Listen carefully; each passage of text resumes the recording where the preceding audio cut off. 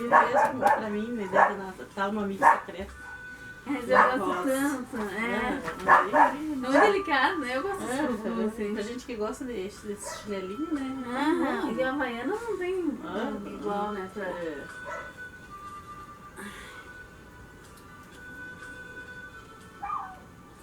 Tá no ar. Que frios. Vai ficar coando. Pelo menos não sai correndo aqui de dentro. Precisamos dos outros. A Lelita. Eu acho que eu vou sentar numa cadeira. Tá bom aqui?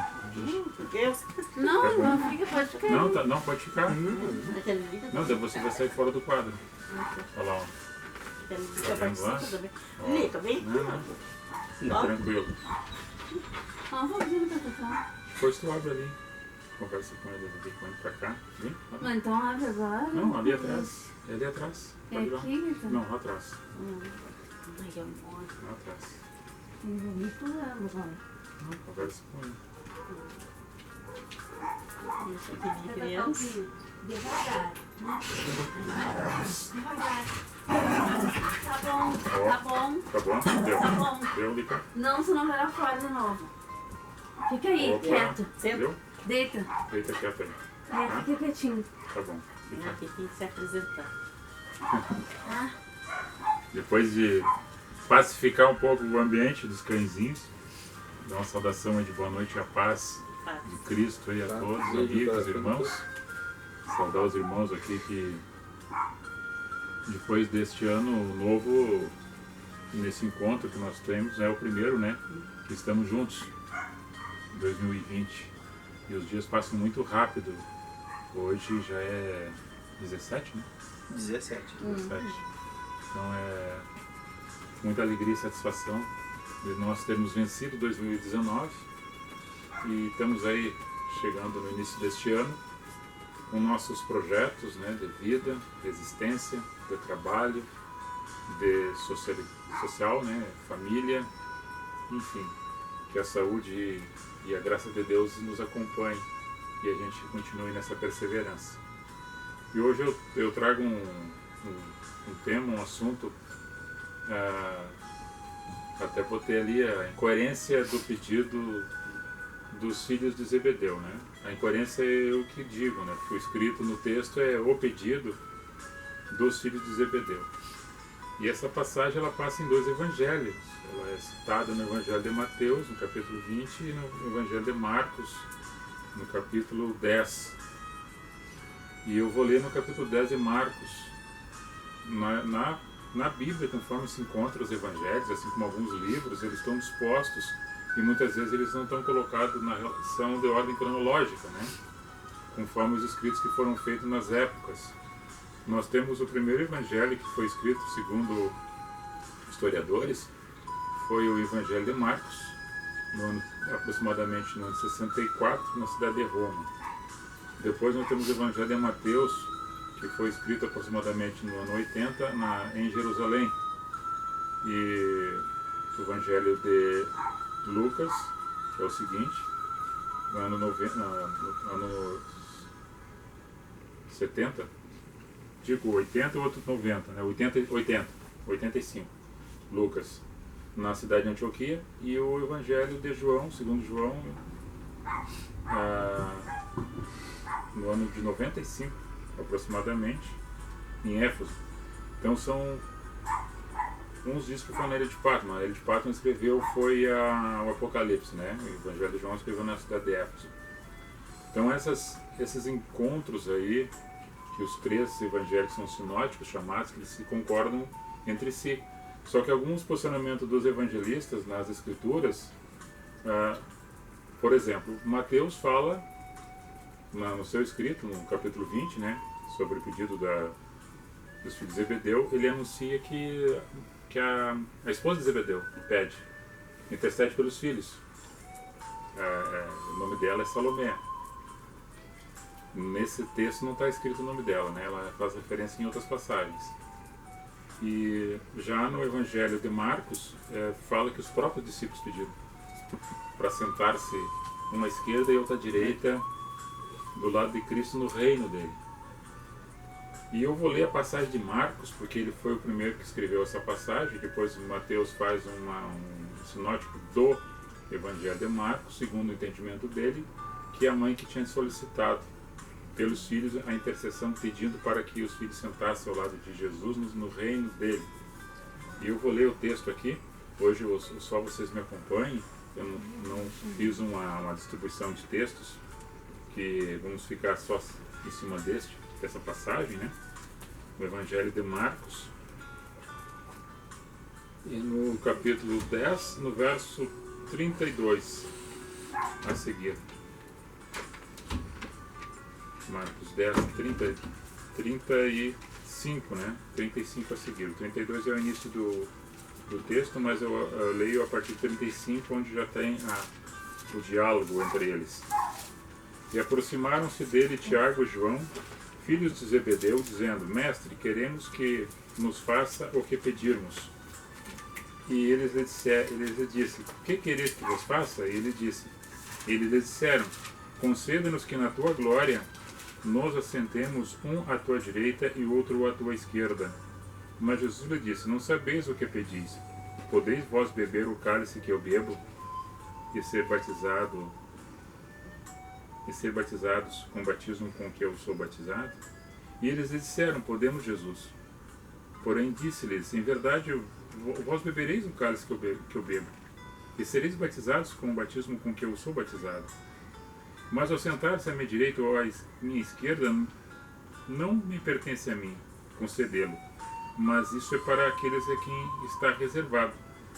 E os outros, tendo ouvido isso, né, os 10, começaram a indignar-se contra João e Tiago.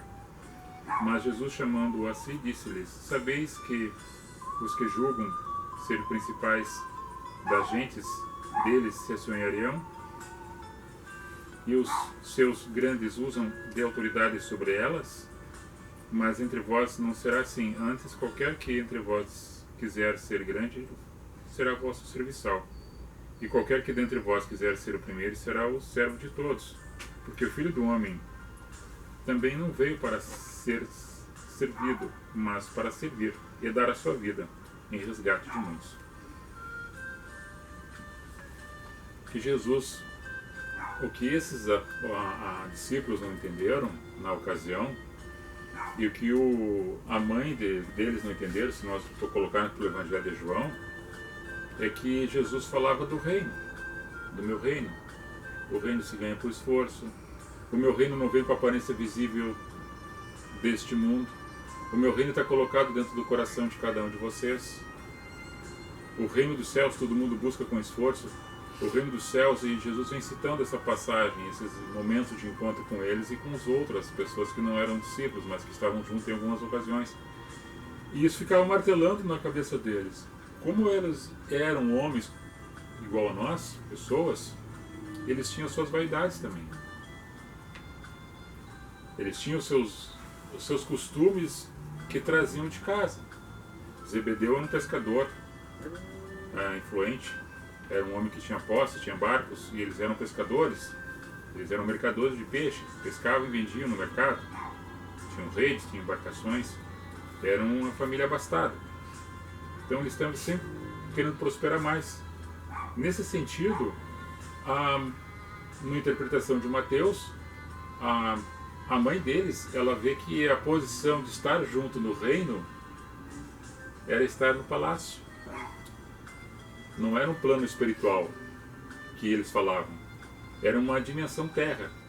Era um espaço físico terra, onde que Jesus, que veio para libertar o povo de Israel, como profeta na palavra do amor, da reconciliação, de quebrar os vícios que estavam instalados na sociedade, onde o povo sempre tinha sido oprimido por várias outras nações.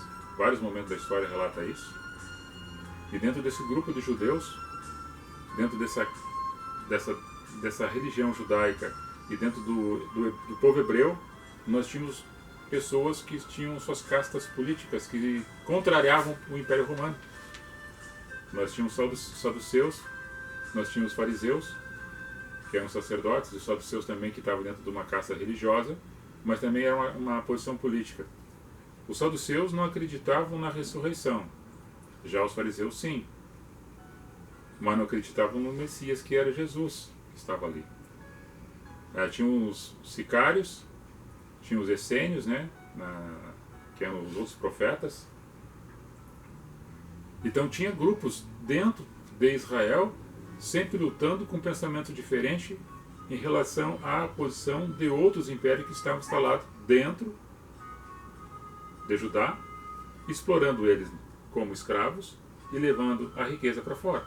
Só que Jesus não veio bater com relação ao questionamento político, ideológico, mas ele vem com a palavra do amor, do arrependimento, e operando milagres na vida das pessoas que se aproximavam dele. Claro que houve cura de cegos, houve pessoas que eram paralíticas e deixaram de ser, os mudos falavam, os cegos viam e os mortos eram ressuscitados. Jesus operou isso. Mas a grande libertação que ele veio dar para as pessoas era do pensamento livre nele se encontrando com Deus, nesse caminho. E esse posicionamento desta família, eles não compreenderam que o que eles pediam era incoerente. Porque Jesus, no momento que recebe esse pedido, o próprio Jesus fica admirado com a solicitação deles. Queriam sentar-se uma à direita e outra à esquerda. Porque Jesus já estava, eles colocando, né? Porque Jesus nunca disse isso. Os profetas falavam que haveria de vir um que sentar-se-ia sobre o trono de Israel e governaria com amor, com a espada da justiça. E eles esperavam um general de guerra. Eles esperavam um general com espada, com arma, com armadura, e que formasse um exército para libertar o povo da opressão dos romanos, que antes já tinha sido oprimido pelos assírios, pelos babilônios e pelos egípcios. E agora, nesse momento, chegou o libertador de Israel, que o povo já estava cansado de ser saqueado, ser rodeado pelos adversários, cidade botada a fogo, Jerusalém, várias vezes, levado os jovens, as mulheres e os velhos deixados para trás para morrerem, levando as riquezas e o melhor da terra. Então eles sofreram muito e esperavam pela promessa de vir um libertador. E nasce Jesus, o Filho do Deus vivo, pela operação do Espírito Santo, no colo do útero de Maria, a Virgem. E esse processo, até então, ele junto com Cristo, quando Jesus falava das parábolas, eles não compreendiam também, muitas vezes, Jesus tinha que explicar, replicar as passagens, os momentos das interpretações, para que cada ocasião, cada passo que era dado, Jesus estava caminhando, fazendo uma parábola viva, demonstrando para eles o reino dos céus na vida dele. Na dele. Vocês estão em mim, estarão com o Pai. Quem vem a mim, eu jamais lançarei fora. Quem perseverar até o fim vai ser salvo. Eu vou preparar morada para que onde eu estiver vocês estejam também, porque na minha casa do meu Pai há muitas moradas. João 14 fala. Se não fosse assim, já teria avisado vocês todos.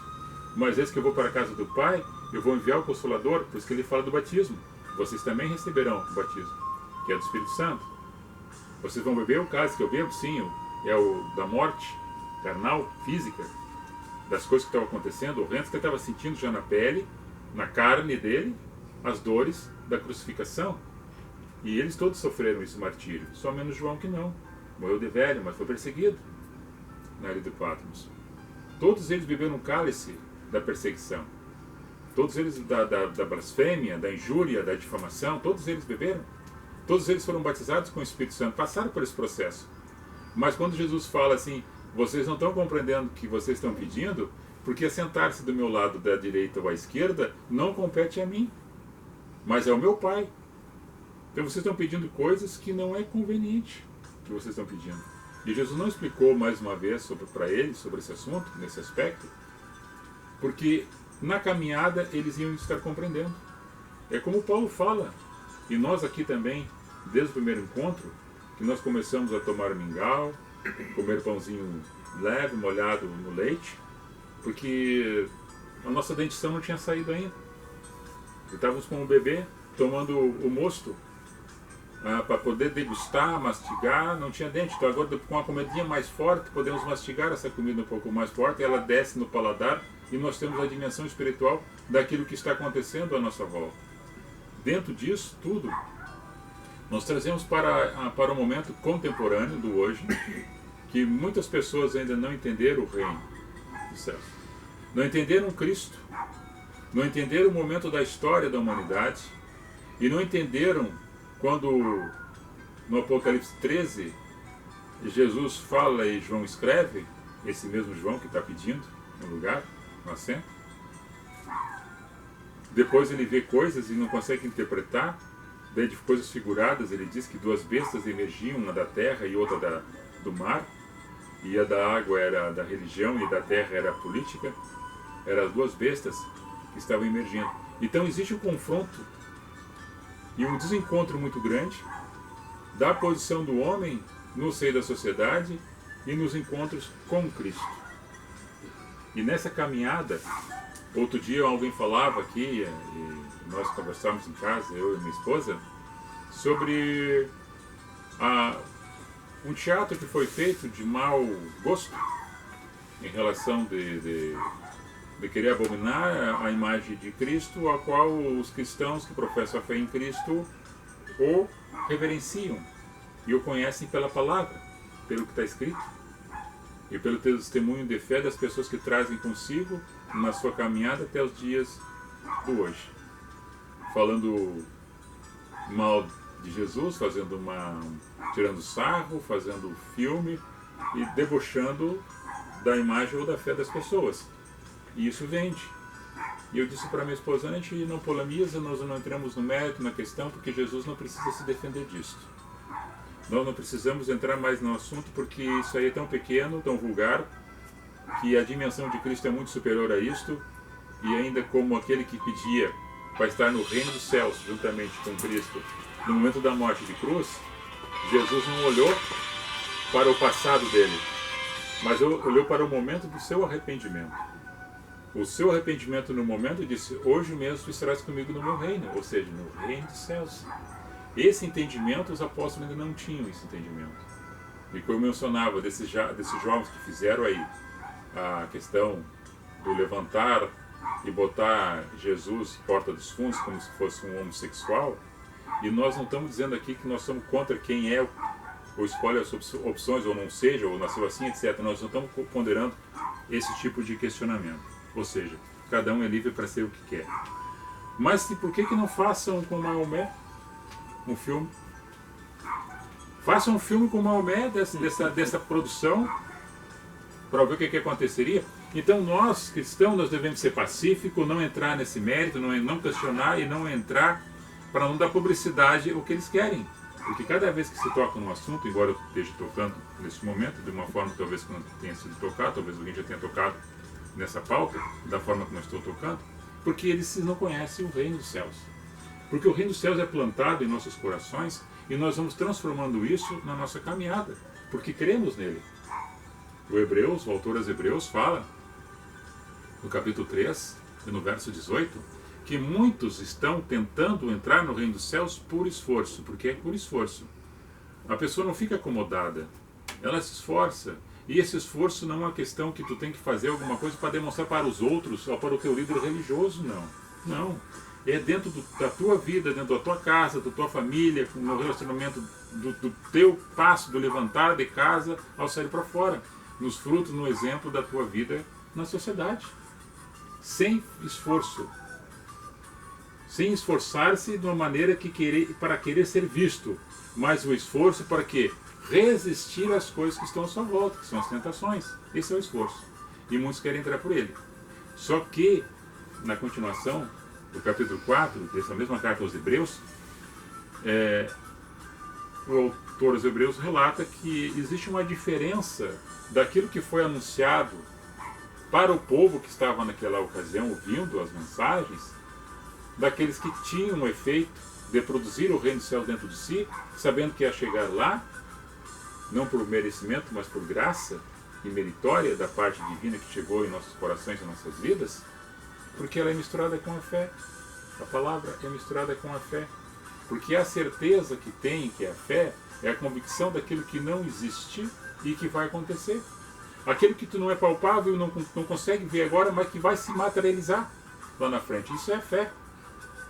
E para muitos hoje, quando fazem essas coisas, esses questionamentos do mundo físico, que é o palpável, que é o visto, que é o que está aqui, eles somente sintetizam a sua fé naquilo que vem. Ah, eu acredito só vendo, que nem Tomé. Se eu tocar, eu consigo entender. Agora, se eu não tocar e não ver, eu não acredito. Então são os incrédulos. E essa passagem que nós falamos hoje, sobre a incoerência de alguns pedidos, porque quando o Tiago fala, pede para Deus sabedoria que Ele dá e não lança em rosto, porque é dado. Pede sabedoria a Deus que Ele dá. E tem uma passagem em Oséias 4:6 que diz que o povo de Israel estava sendo destruído por falta de conhecimento, de conhecer a Deus. O que eles conheciam? Eles conheciam rituais, mas não conheciam a Deus. Eles conheciam o processo da libação, da oferta dos manjares, do sistema sacerdotal, mas eles não conheciam a Deus. Era só o rito, era só demonstração física para o povo que estava junto. Da mesma forma, quando Jesus chega no momento do encontro dentro do templo, ou da sinagoga, como queiram, e eles estão lendo o livro dos profetas, e Jesus diz para eles, vocês estão lendo? Pois bem, o que vocês estão lendo, vocês creem que terão salvação através do que está escrito. Muito bem, vocês fazem bem isso. Mas vocês não sabem de uma coisa, o que está escrito fala de mim, e que vocês não acreditam. Então, muitas pessoas hoje ainda pedem coisas que é incoerente. Pede o mais o simples.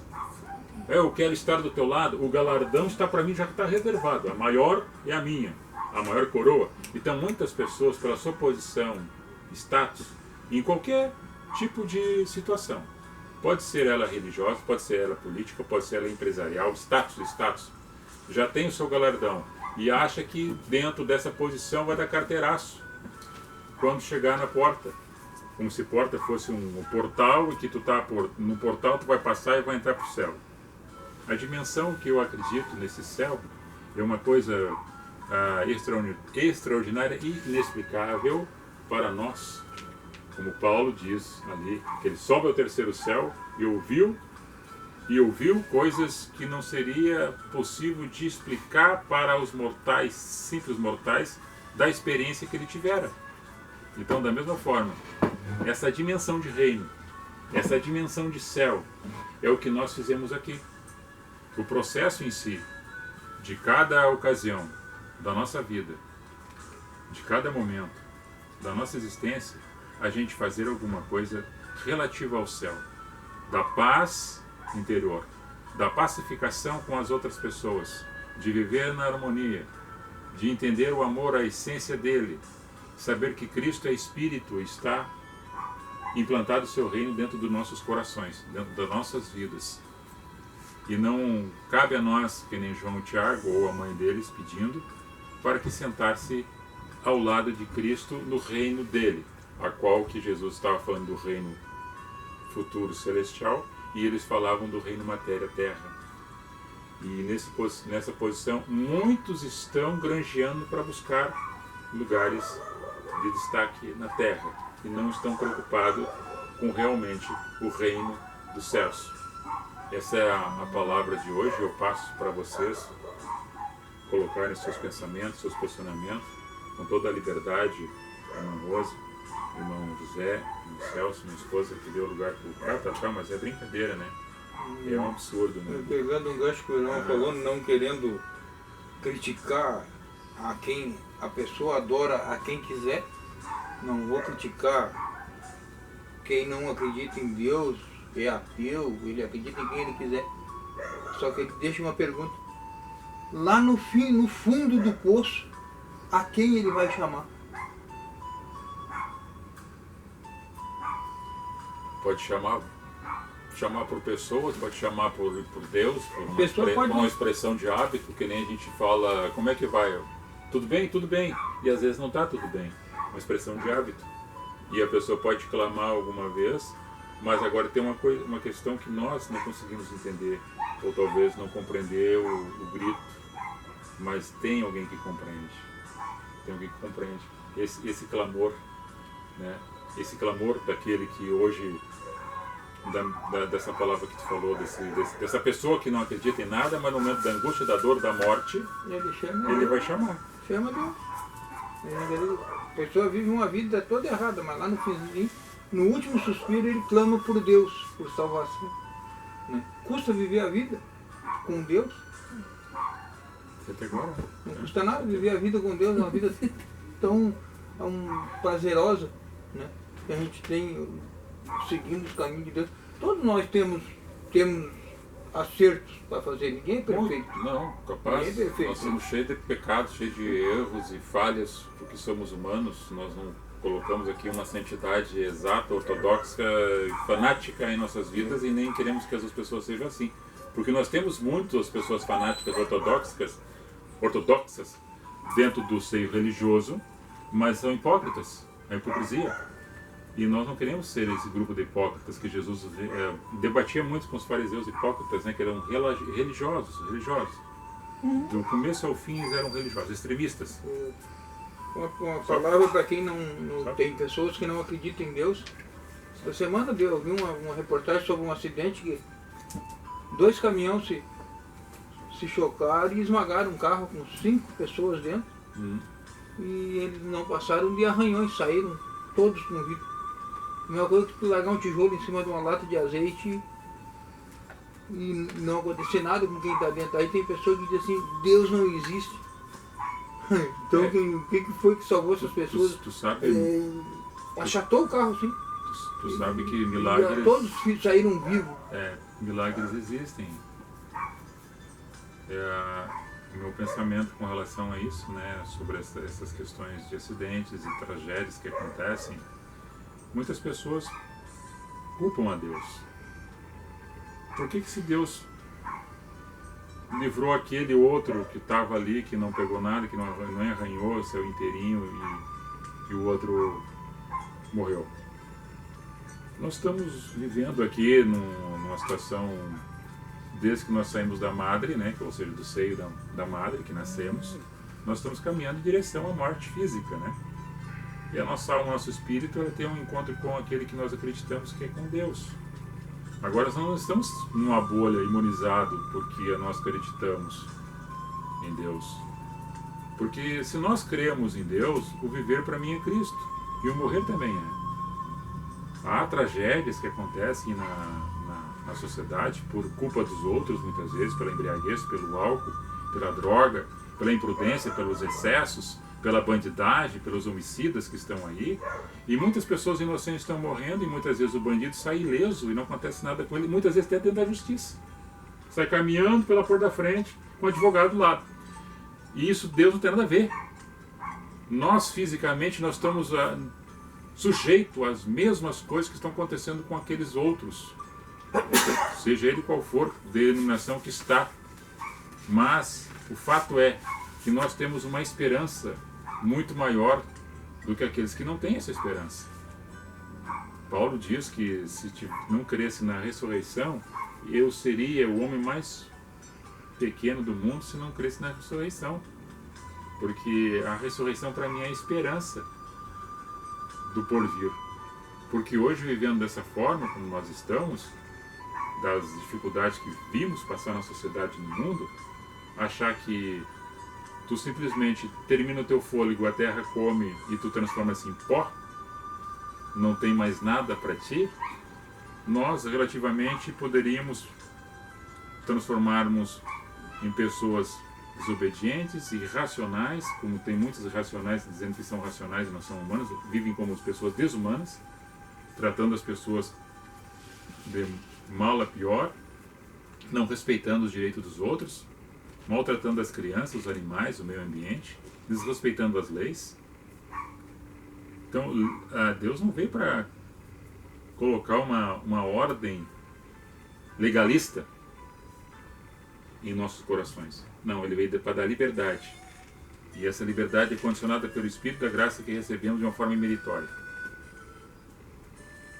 Pode continuar. Aí, Só irmão, pega um maluco aí, governante de um país, e joga uma bomba lá no outro país, né? Aí o outro país se revolta, aí o outro se revolta, daqui a pouquinho nós temos aí uma terceira guerra mundial. Um jogando bomba atômica no outro, devastando toda a humanidade. Aí os caras dizem assim pra mim, como Deus permite tudo isso? Deus te deu uma inteligência para te fabricar coisas, mas não para fabricar bomba e avião para largar bomba em cima dos outros, né? Então as pessoas, em vez de pegar uma Bíblia e ler uma coisa para purificar o seu espírito, não, eles querem inventar coisa para encher os cofres dele de dinheiro e os outros que se danem, né? É a ganância, né, irmão? A ganância do ser humano se autodestrói. E aí sobra para Deus a culpa, que Deus é culpado, não? Culpados somos nós mesmos, Sim. as nossas escolhas. O livre-arbítrio, né? De tomar as decisões. E quando o ser humano toma decisões próprias, porque muitos acreditam na força dele mesmo, humana, né? E não na força de Deus. E aí esquece do amor, esquece da convivência pacífica, né? Entre povos, e aí vira isso. Ou, às vezes, usam também a religião como pilar para fazer essas atrocidades Se todas, esconde né? atrás da religião, É. do fanatismo religioso, para dizer que a dele é a melhor, se não ficar do meu lado tu vai ser destruído. E aí usa isso aí É também. a mesma coisa que tu pegar o teu carro e trocar por um novo. Bem novinho, cheio de tecnologia. Aí a pessoa diz, Deus te abençoou, tu comprou um carro. Aí tu pensou na tua ignorância e diz assim, Deus não tem nada a ver com isso aqui eu comprei com meu dinheiro. Se Deus não tivesse te dado saúde e força para te levantar e trabalhar e do teu suor tu comprar uma coisa melhor para ti, tu não teria. Né? Então a gente já leu muito, né, sobre esses assuntos, tanto livro de história como de ciência, a própria Bíblia também, né, os textos sagrados, e argumentos. A palavra de Deus como alguns debatem, né, debatem de uma forma tranquila, outros debatem de forma fervorosa, acabando até querendo se machucar e entrar em vias de fato. Está escrito assim, deve ser assim. Então, tanto um como o outro poderá estar errado nas suas ponderações se não apresentar o amor. Se não apresentar o amor, aquele que já está retrucando dentro da sua posição, que não acredita, ele se conhece pelos frutos do comportamento da pessoa. Se ele não acredita mesmo, ele pode produzir bons frutos mesmo não acreditando. Ele pode produzir bons frutos. E esse fruto vem de uma essência, do algo que ele produz não acreditando em Deus, no Deus que é apresentado muitas vezes de uma forma distorcida para aqueles que são os religiosos.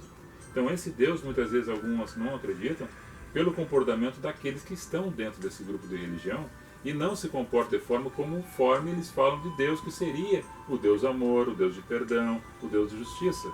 Então essas pessoas que se identificam com uma religião, por exemplo, estão dentro de uma denominação religiosa, eles não se comportam e daí dão mau testemunho para aqueles que não pertencem a nenhum tipo de religião, denominação religiosa, e se dizem ateus. Para ser assim, eu prefiro ser como estou, porque o teu testemunho de vida não me acrescenta. Tu é um falso. E daí não tem como debater.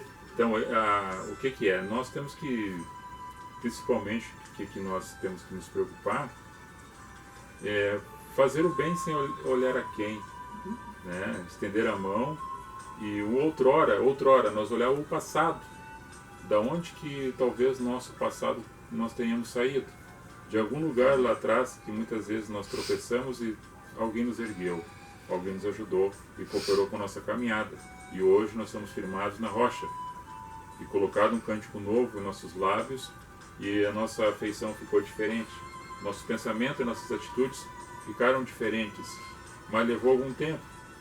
Alguns são mais rápidos, outros são mais lentos, mas o processo espiritual de sair as cascas que nos envolvem, do sistema religioso, do sistema político arcaico não pelo tempo passado, mas pelo tempo do hoje também, pelos vícios que tem na sociedade, pela maneira do comportamento das pessoas que não se entendem, mas somente fazem o falso ajuda para ganhar um espaço na política e na religião, porque na política e na religião tem status, tem degrauzinhos para subirem, e tudo isso é comportamental.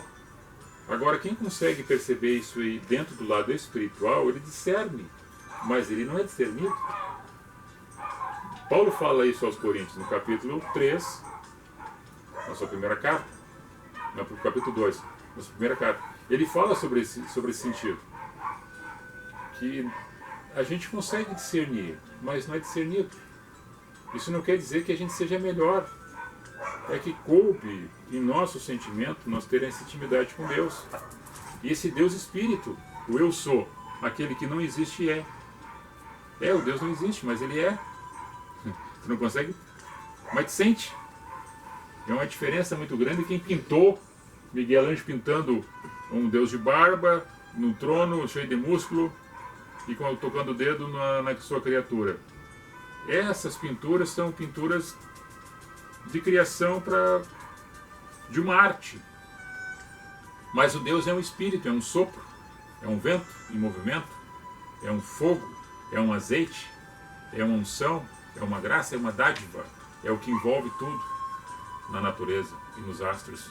E está aqui, e está no coração da família. Esse é o princípio. Queria te ouvir, e concluir também o teu pensamento. Eu fico pensando assim, ó, é que, como falou na pintura, né, na arte, até uma pergunta. Por que em geral Deus é visto como um velhinho? A maioria das pessoas que não tem um conhecimento bíblico assim, a gente conversa, eles pregam para as crianças, ensinam que Deus é um velhinho bondoso, né? Um velhinho. Mas velhinho, como? Claro que, eu não sei se é uma coisa assim só para ilustrar, né? Porque o velhinho, a velhice às vezes nos traz aquela brandura, né? Aquele carinho, que nem os avós, né? Talvez para ilustrar alguma coisa parecida, aquele amor, talvez. Ou sei lá, né? Deus é um fogo consumidor, nunca se apaga. Deus é um espírito que envolve todo lugar, em toda circunstância. Deus é um vento que sopra de um lado e vai para o outro e você não consegue ver, mas sente. Deus é aquilo que nós imaginamos dentro do amor, da pureza, da verdade e da justiça. Essas pinturas têm a ver também com a mitologia grega. Depois os homens, os europeus, vêm traçando as pinturas. Os gregos, os filósofos também. Como se Noé, Abraão, Isaac e Jacó, os grandes velhos, né? Deus não podia ser menos barbudo do que esses, né? Pode ser mais. Tinha que ser mais velho que esses. No entendimento humano, eles colocam essas figuras parecidas. Pintam e criaram Nicolau como o Papai Noel, associando também com a barba branca como se fosse uma santidade. São coisas, são histórias, são fábulas, são contos. E as pessoas muitas vezes gostam de alimentar-se disso. Alimentar dessas coisas que não são verdadeiras, são criações humanas, para viver um conto de fadas. Eles se baseiam também na idade que... Quantos anos nós temos de contado no nosso calendário? 2020. Né?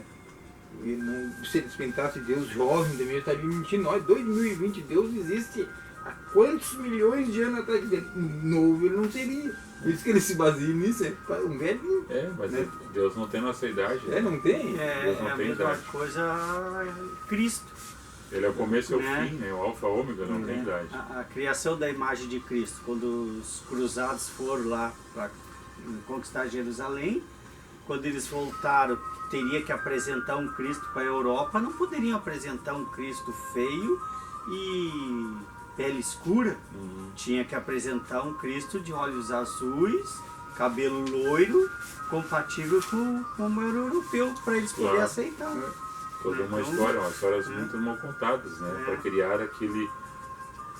tu sabe que nós falamos, se nós falar 5 vezes a mesma coisa e ela não sendo verdadeira, para 5 pessoas diferentes, ela se propaga e se torna uma verdade, que é um sofisma, que é uma mentira.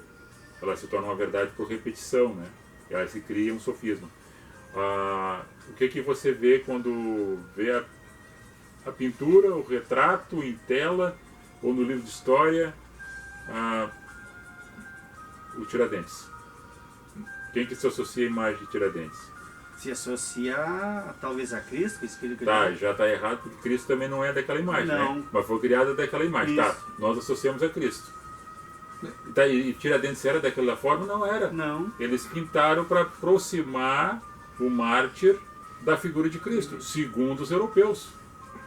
Porque como o Tiradentes era um cara calvo, né, eles raparam ele para depois fazer tudo o que fizeram com ele, né?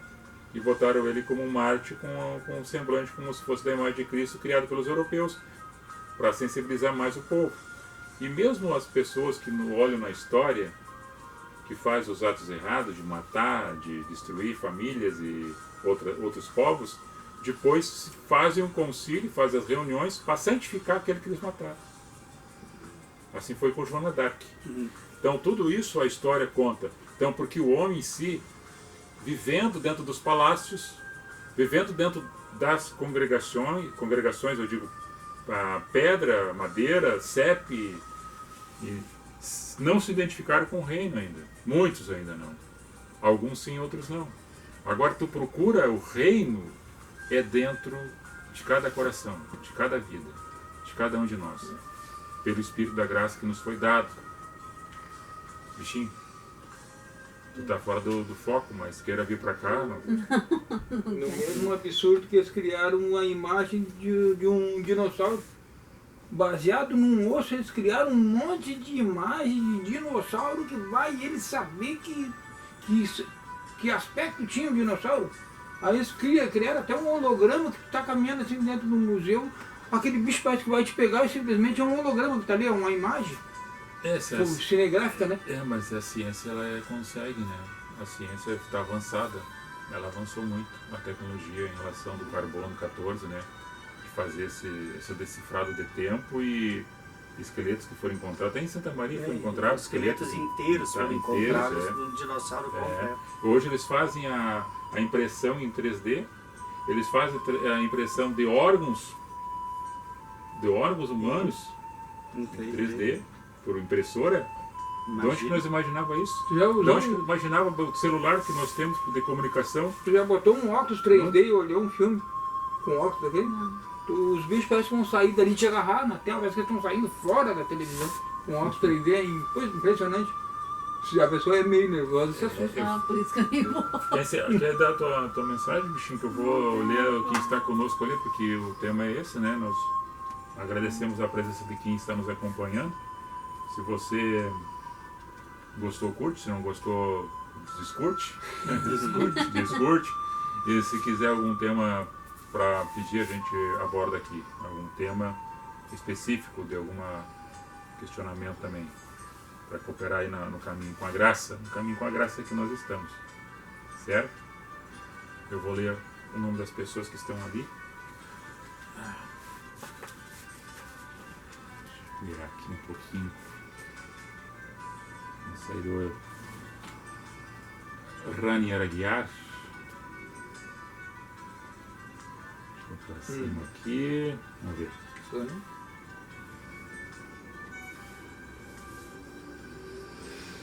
O Roberto Schwarzalp, meu primo. Boa noite, Roberto.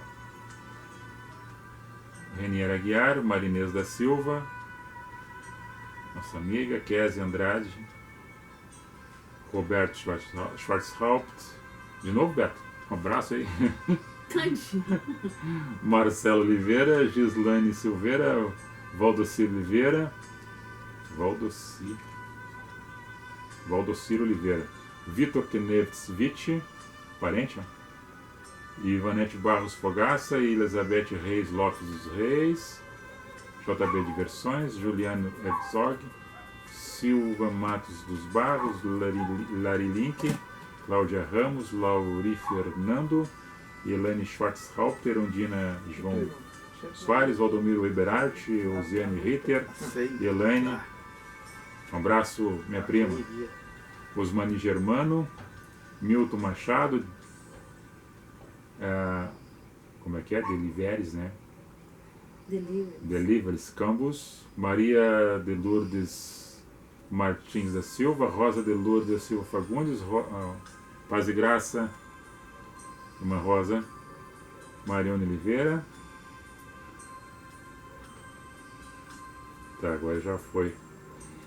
Betão Schwarzhaupt, Darlan Coelho Rodrigues, Ronaldo dos Santos, Luiz Cirro Duarte, Noeli Hoffmann, Cláudio Jacob Rendes, Noeli Paz e Graça, Eduardo Carnial, César Augusto de Fraga, Rosa de Lourdes, Elizabeth Iberati. Estava muito alto aqui o som, né? Agora já foi. Perdão aí, eu tinha baixado ele, deixado no mínimo, mas ele... O somzinho aqui foi muito alto. Tá muito perto do, Né? do microfone. Uhum. Tem que botar aqui em cima, eu acho. Aqui, ó. Beijo no coração de vocês aí. Dá um tchau ali que tu tá... Deixou o cachorro sentado, tá ligado? Deixa. Tá na cadeira. Então, estamos indo lá. Mas Até a graça, próxima irmãos. oportunidade. Paz e A graça. outra, a irmã ficou quietinha. Um beijo no coração de todos Tá com sono, mano? e a paz de Jesus nos acompanhe Então sempre. tá. Tá uma Vou dar um tchau. paz assim. Perdão aí pelo som que tava um pouco alto, tá? Outro dia Na deixa próxima a ele assim. gente arredonda aí. Shalom. Fui. Goodbye. Aqui também. Esses dias também.